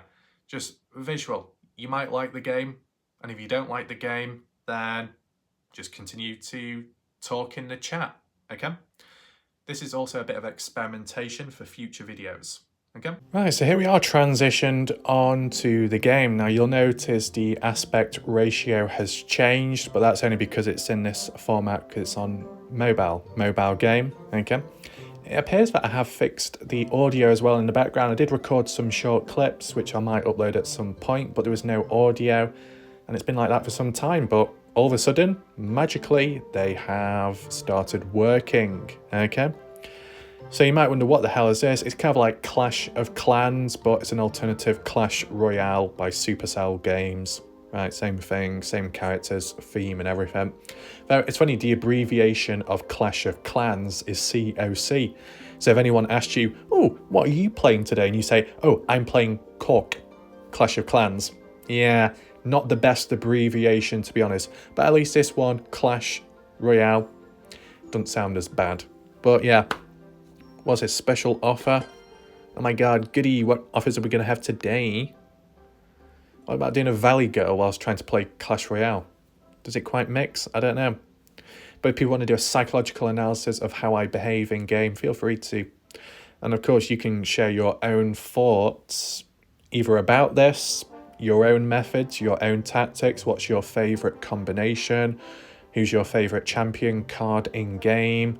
You know, what arena are you at? And if not, and you're just completely confused, like Dale is most of the time, Graham is, Matt Lingo is, don't worry, you can carry on talking about Jim Terry till the cows come home. You can make sense of it, or you can talk about drama, you can have cat fights, you can, you know, within reason, you can claw and scratch within reason, you can whip about, whatever, right?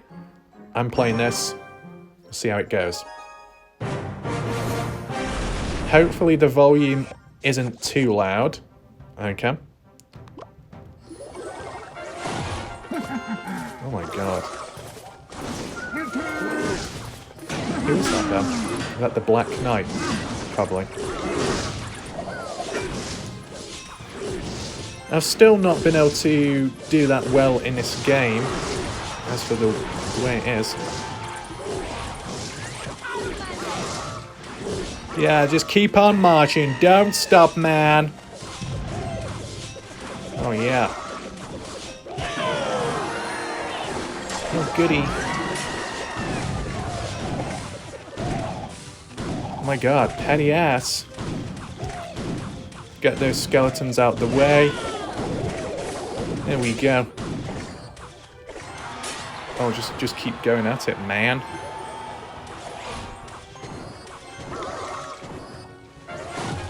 I want to get the big pecker out.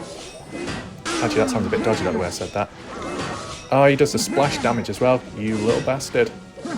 Can't stand that. Don't attack the witch. Attack the dragon. Be a good boy. Be a good boy. Come on. Yeah, witch, little bitch. There we go. Put in the big boy pecker. Big muscle. Almost as big as me, man. Oh, yeah. Add little skeleton guys in. Oh, come on, Pecker. You know, you walk in slower than 28 Alice's. There we go. You didn't even get to the bloody tower to damage it. You prat. There we go. To be honest, I'd rather end the video like this here because I actually managed to win a game for once. Hallelujah. Tyler! Oh, yeah. Oh my god, goody. We've actually leveled up. Wow. Maybe I could play one more game. Possibly. I don't want to ruin it. I don't want to ruin the progress. Do you know what? I'll play one more, and if I lose, I lose, but then I can play the other events in between, in case I don't lose any stuff. Why, look at that. Do you include the pecker this early on, or do you do it later? If I bring in the little guy, will that impact me in some way? Okay, that's good. Oh my god, how much damage is he doing? Ew. Yeah, I don't agree with this, to be honest. How does a dragon cause more damage and take my pecker out so quick? That is unfair.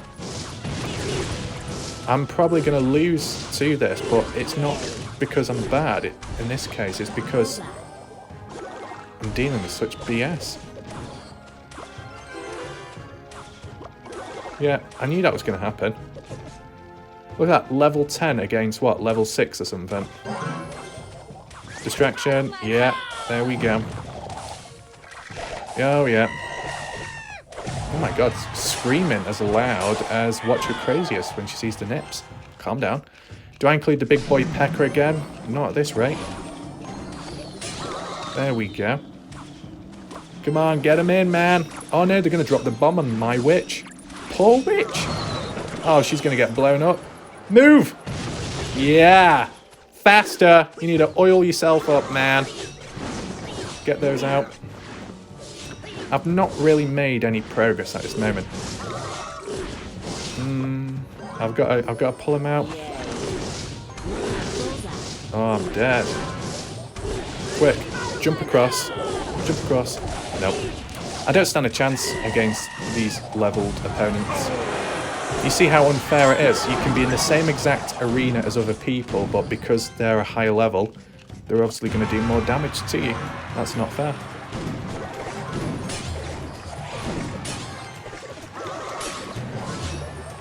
Come on, bring out the big boys.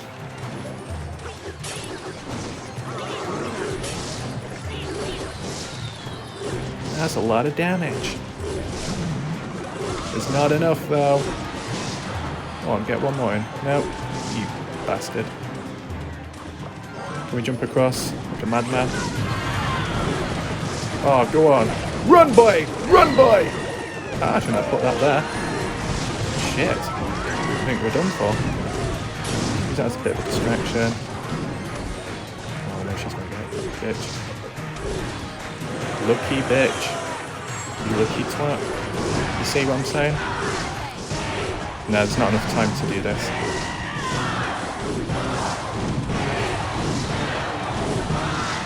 Yeah, you are very lucky.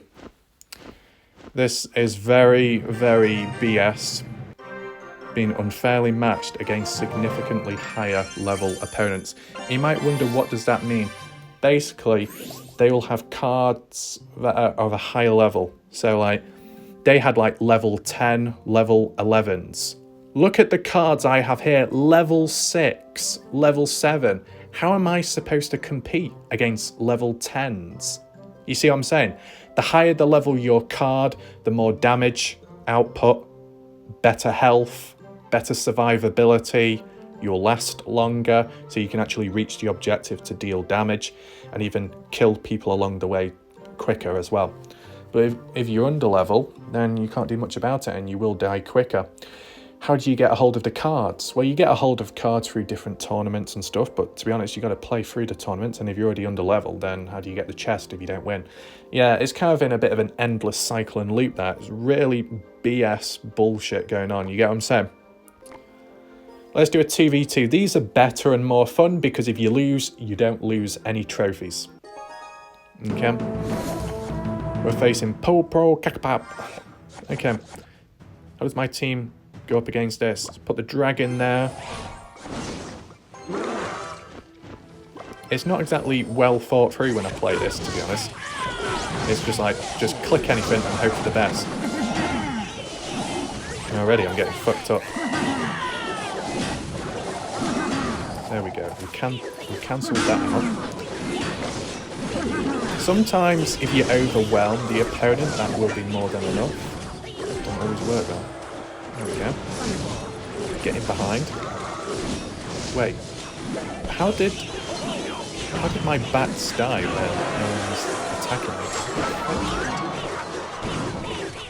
But then sometimes they drop so many characters down that you think, how did they have the stamina to be able, well, elixir, to be able to deploy them in the first place? Like, look at me. Look at how long it takes for me to regenerate my fucking units, and yet they can just pull them out of the arse whenever they want. You know, as soon as I send that witch down, she's going to get countered, and it's like, well, what else can I fucking do with what I've got? It's stupid.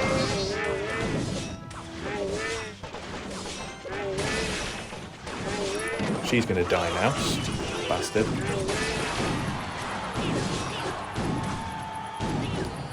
Do I put that there? No clue. Don't have the fireball either. I mean, it's okay you get these pro players left, right and centre and pathetic excuses of tryhards, but they will have additional stuff with that to perform. I'm working with what I've got, right? And it's never enough. Is that what happens with pay-to-win games? Sometimes. Look at that. He's so slow. Maybe use him at the very end like a final push.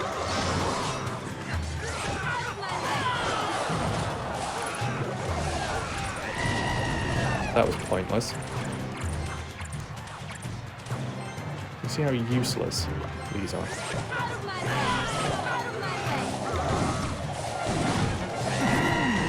Yeah, completely overwhelmed. No chance whatsoever. Drop that person down. That splash damage is going to screw me up, isn't it?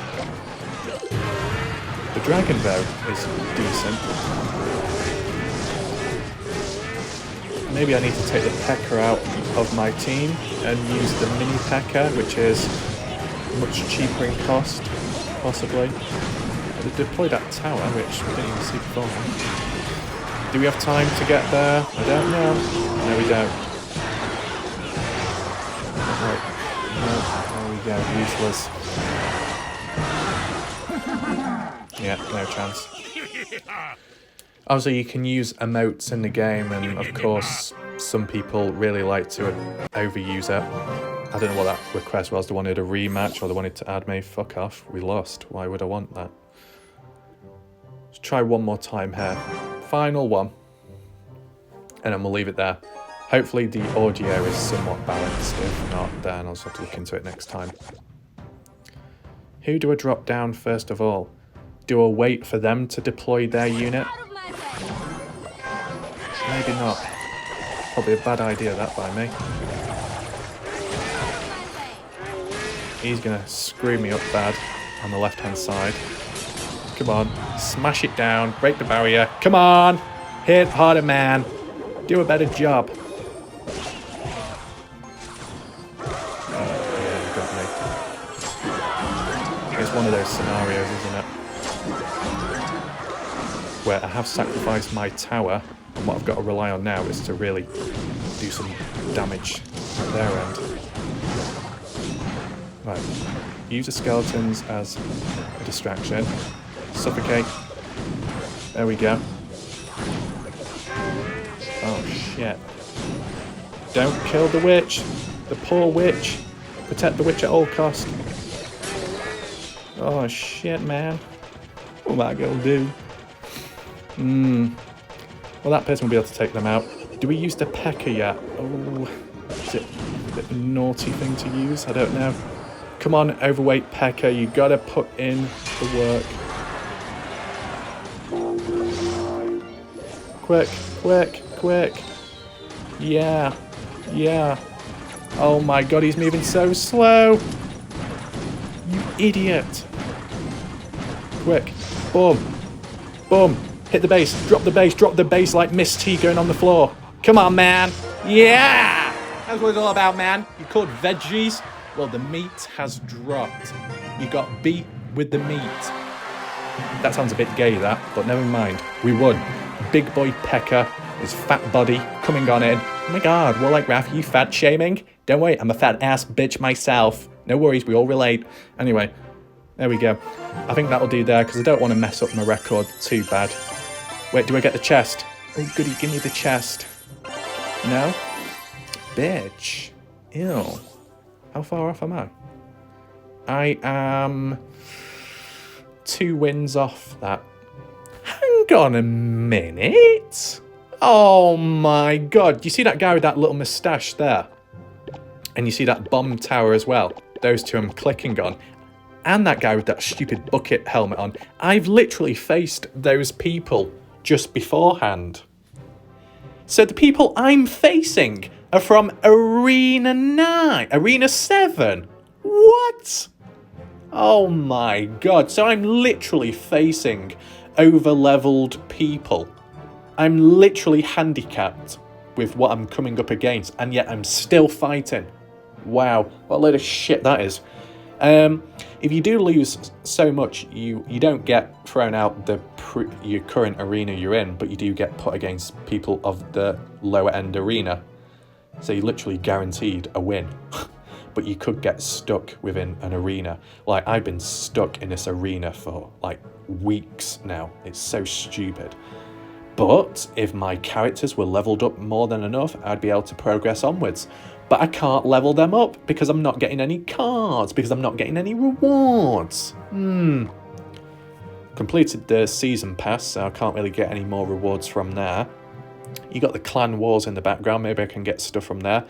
But I think that aside, yeah. So, hopefully you enjoyed that little snippet of gameplay. Maybe I can incorporate it down the line for like a longer video. You know, what do you call it? Chat room. If there's not much else to talk about in a video, I can probably just do some gameplay like how I did just there. So people can still chat in the live chat and they've got something to look at as well in the background without being traumatized by endless photos of nature. Dale and Graham are still scarred from that, but maybe this video has healed them in some way. Maybe some of the people in the chat secretly got turned on by that weird fat character in game. I don't know, with the spiky bits on, the horns on them. Yeah. Was it Tasha T that said she likes horns? Or was it Miss T? I don't know. I don't know where that came from. But yeah, all in all, bit of a multifunctional video. Hopefully people understand that. Share your additional thoughts, opinions, comments and questions down below. I'll see you next time. We'll see what happens next. Time will tell. Thanks for watching. Goodbye and good night.